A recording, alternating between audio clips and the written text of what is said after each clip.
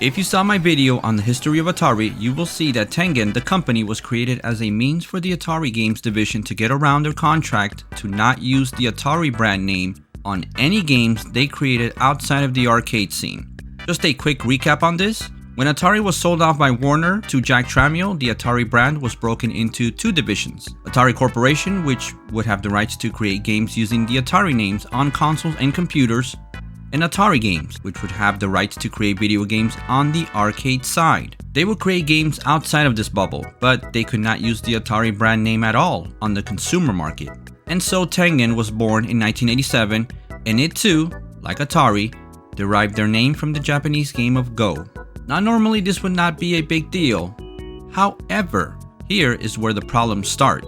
Nintendo had a very strict policy when it came to letting anyone develop games for their console. After the video game crash of '83, Nintendo saw all the telltale signs that led to that debacle and wanted to prevent the third coming of another crash. Yes, people, there were two crashes, not just one. And so they came up with the 10NES system to keep control on who published and developed games that would be playable on their console. Nintendo didn't want the overabundance of games that have been overwhelming the game market in Asia to spill over here, since the Famicom had no lockout chip system incorporated into it. Here's how it worked. The game would have a built-in chip that acted like a key, and that would interact with the lock, which was the chip on the console side. If both of them spoke to each other successfully, the game would work. However, if not, the system would keep resetting. Sometimes even the legit games would have this issue, which sometimes resulted in us taking out the cartridge and blowing on the connectors at the bottom. Little trivia here, the redesigned top-loader NES model that you see right here did not have the lockout chip incorporated into it, since by then the NES was almost out of the market and Nintendo was no longer worried about piracy. They also had strict guidelines on how many games could be released per year and required licensing fees with mandatory agreements from the publishers to buy a certain amount of games up front and paying for the entire physical inventory. So you can see how it's no surprise that Atari Games would want to try and talk Nintendo into a more agreeable contract to publish on the NES. No. I'll be your friend. No. Oh, you're mean. Nintendo would not back down.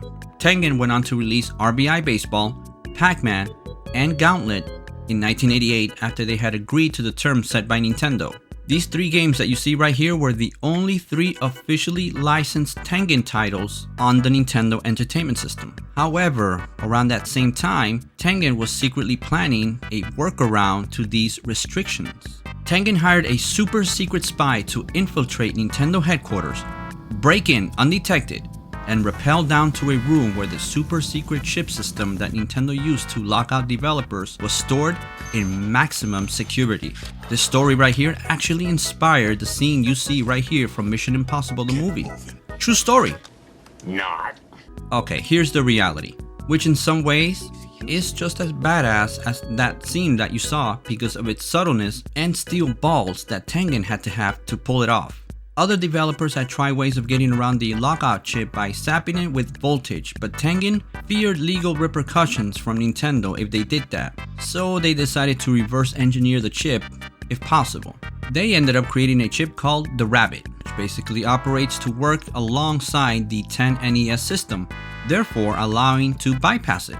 So instead of a secret, stealthy cover ops mission, here's what Tengen did. They marched right into the Copyright Office of the United States and they had their lawyers argue that they needed the information to the 10NES system to defend themselves in an upcoming legal case that would include this type of technology. The Copyright Office turned over the documents to Tengen lawyers and they in turn gave this information to Tengen engineers or programmers or someone that used this info to create the Rabbit chip. Tengen had found a workaround in one of the best cases of social engineering ever, or just stupidity on the part of the Copyright Office. Tengen then started to release unlicensed games for the NES, but Tengen was not the only one trying to circumvent Nintendo's rules. Color Dreams, which had found a way to publish games without Nintendo's approval, were known for these baby blue colored cards and some really bad titles to boot. They eventually changed their name to Wisdom Tree and went after the religious market. Thank God. Codemasters was another company that threw their hat into the ring when it came to unlicensed games. They were popular for creating the game Genie as well as published games in the UK and America. For the North American releases, these games were published through a Canadian company called Camerica. Their games looked great, but had so-so gameplay for the most part.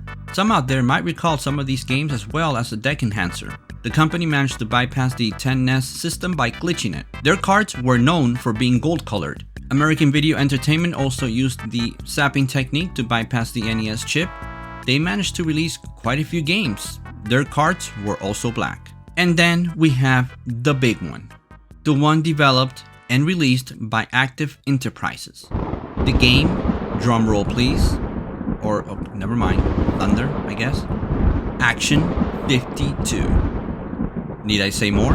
Never in the history of gaming has such crap load of games been condensed into such a small package as the Action 52. You want to play a bad game? Take your pick. You got 52 to choose from. Go crazy. Caltron was another company and they released the Caltron 6-in-1 game. It was their only title and it was known for the white colored shell. Some out there might have also seen it labeled as the 6-in-1 Myriad. That is because Myriad bought out Caltron and just re-released their 6-in-1 game, but placed the Myriad sticker over the Caltron one. You can still see the gold color edge here from the original Caltron sticker. Good work, guys. Panician released a few unpublished games as well. They had black cards too, but their games differ in that they had, well, a certain appeal to young kids back then. RacerMate released only one game, RacerMate. This was a cool device for exercising and the cart used a slightly modified Tengen cartboard to bypass the lockout system. The game, according to the sticker here, claims that your NES console had to be modified by the company themselves for it to work properly. HES wasn't so much a developer in Australia, but more of a publisher who was known to release unlicensed NES games over down under. They came up with the idea for the dongle to bypass the NES lockout system. It was so successful that they eventually created this monstrosity here called the Unidapter. It almost looks like the NES being molested. Nintendo, being Nintendo, sent out assassins to deal with this copyright infringement against Tengen, while making enough modifications to their NES boards here in the West to keep all these companies I mentioned guessing and scrambling on how to bypass the 10NES system. Tengen and Nintendo went back and forth in court, eventually coming to a settlement in 1994, but by then, the NES was already out the door. Some out there might argue that the NES library has tons of bad games in its library released by licensed developers, such as X-Men and Dragon Slayer, just to name one of the many hundreds. Yet the balance never topped over to the point of putting the consumer's trust at a point similar to that of 1983.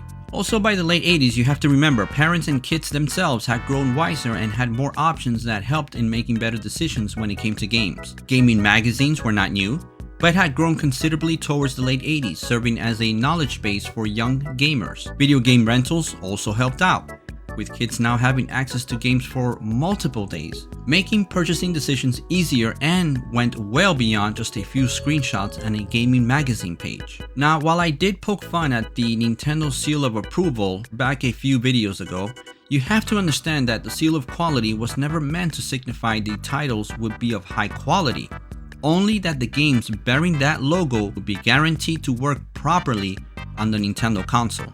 HES even mocked Nintendo when they made a similar logo on their published titles. So why didn't the developers just jump over to, I don't know, the Master System or other computers of that time? Why did they put up with so many of Nintendo's strict policies? Well, some actually did. But here's what you have to consider when asking that though. Market exposure. The NES here in the US had a huge advantage in that department. By January of 1989, the Nintendo Entertainment System had sold around 23 million units versus less than 2 million for the Master System. That's a huge difference, and I'm not pointing that out to make fun or ridicule Master System owners here in the US, but to show the disparity and why trying to get into the exclusive NES club was the right business choice to pursue. Grabbing a measly 2% share of 23 million versus less than 2 million? That's a huge revenue difference. Computers of that time, such as the Commodore 64 The Atari ST lineup and even the amazing Amiga had very small footprints here in the United States, so that was also not a viable option for long-term success.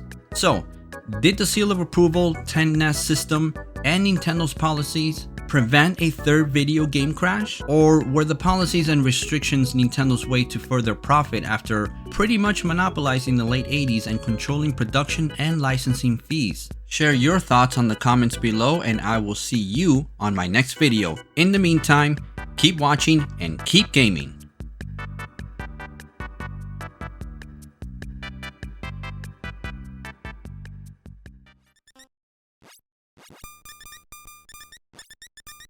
Oh man, these games suck. Look at this, another one. It's like they get worse. The gameplay is here just horrible. Now let's try a real NES licensed game.